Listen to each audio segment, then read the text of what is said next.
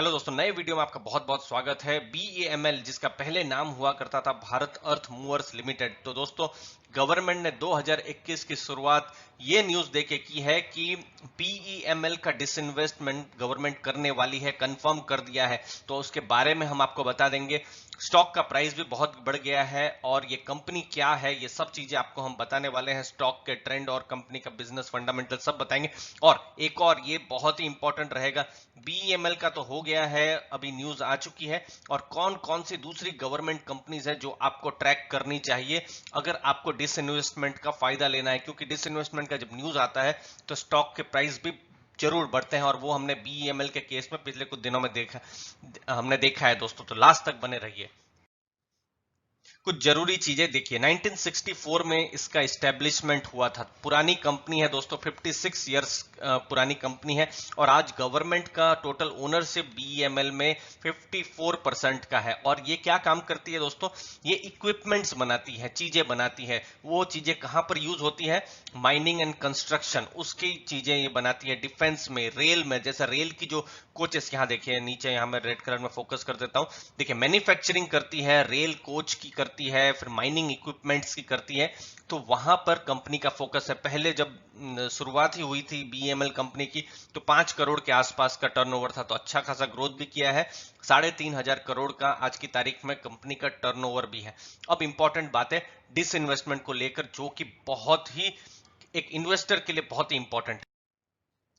अब ये है डिसइन्वेस्टमेंट और उसका कंफर्मेशन गवर्नमेंट ऑफ इंडिया ने दे दिया है। जो राजपत्र आता है, गवर्नमेंट का जो गैजेट आता है, वहां पर इंफॉर्मेशन आ चुकी है। 26% स्ट्रेटेजिक सेल होने वाला है। तो देखिए दोस्तों, 54% का अगर हम अभी फिलहाल जो इसका जो गवर्नमेंट का स्टेक है, तो गवर्नमेंट स्टेक घटाएगी और 26% करेगी। मैं आपको थोड़ी देर में और डिटेल में बताऊंगा। इसका अगर आप अभी मार्केट कैपिटलाइजेशन देखें तो 4,000 करोड़ के पास में है। तो खैर, डिसइन्वेस्टमेंट के में तो कुछ अलग अलग प्राइस भी आ सकते हैं। तो गवर्नमेंट को एक अच्छा खासा पैसा मिलने की उम्मीद है। और दोस्तों, गवर्नमेंट को क्यों यहाँ पर पैसा चाहिए, क्योंकि अभी गवर्नमेंट के पास भी बहुत सारे खर्चे हैं। ये कोविड आ गया है, उसके बाद बहुत सारे खर्चे हैं। गवर्नमेंट को भी एक तरीके से हम देख रहे हैं कि बहुत रेवेन्यू नहीं मिल पा रहा है। तो गवर्नमेंट को रेवेन्यू चाहिए। रेवेन्यू क्यों चाहिए? ताकि वो डेवलपमेंट में पैसा लगा सके। थ्योरेटिकली आज वो चीज बहुत जरूरी है गवर्नमेंट के लिए। तो इसीलिए उन्होंने डिसइन्वेस्टमेंट के लिए अलग अलग कंपनियों को भी चुना है। यहाँ पर कुछ नाम आपको हम बता देते हैं जहां पर एक इन्वेस्टर की बिल्कुल नजर होनी चाहिए। भारत पेट्रोलियम, इसका भी डिसइन्वेस्टमेंट की बात हो रही है।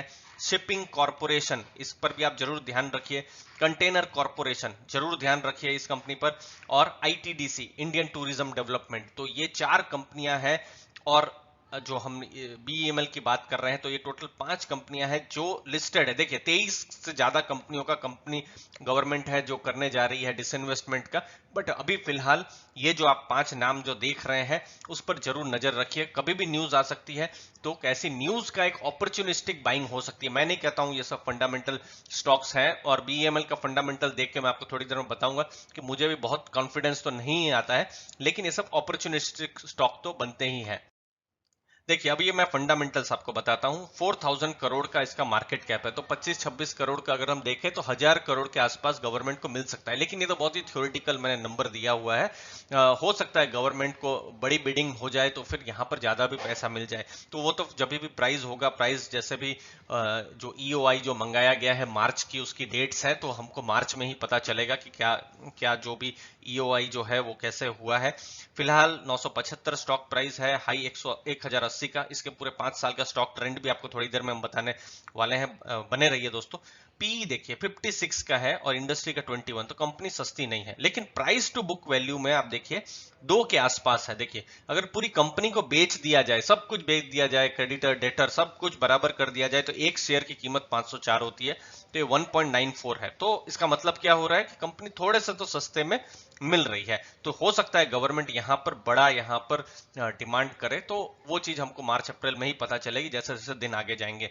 डिविडेंड बहुत खास नहीं है 0.62, जो कि हमने दूसरी गवर्नमेंट कंपनियों में देखा है अच्छा खासा, जैसे ऑयल इंडिया हो गया, पावर फाइनेंस हो गया, उन सब गवर्नमेंट कंपनीज में देखा है कि बहुत अच्छा डिविडेंड भी मिल रहा है, पर ये डिविडेंड नहीं दे पा रही। और देखिए रीजन भी शायद ये है, देखिए रिटर्न ऑन कैपिटल एम्प्लॉयड बहुत ही खराब है, तो एज अ फंडामेंटल इन्वेस्टर 2.31 बहुत ही कंफर्ट नहीं देता है। रिटर्न ऑन इक्विटी मतलब जो भी प्रॉफिट्स है या जो अर्निंग बिफोर इंटरेस्ट टैक्स, उसको हम डिवाइड करते हैं जब शेयर होल्डर की इक्विटी के साथ, तो 2.86, तो ये भी बहुत ही कंफर्ट नहीं देता है, तो मैं यहाँ रेड कलर कर देता हूँ, बहुत कंफर्टेबल नहीं है।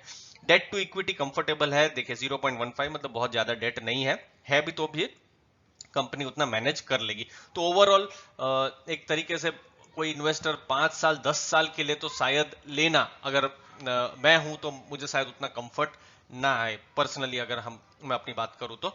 लेकिन हाँ, अपॉर्चुनिस्टिक बाइंग जैसे बहुत सारे इन्वेस्टर ने पिछले कुछ दिनों में की है, क्योंकि देखने स्टॉक का प्राइस भी अभी कुछ दिनों पहले ही मैंने 830-40 में देखा था, और अच्छा खासा अभी बढ़ भी गया है दोस्तों। तो ये सब इंपॉर्टेंट चीजें आप जरूर ध्यान में रखिए। अब आपको ट्रेंड्स बताते हैं।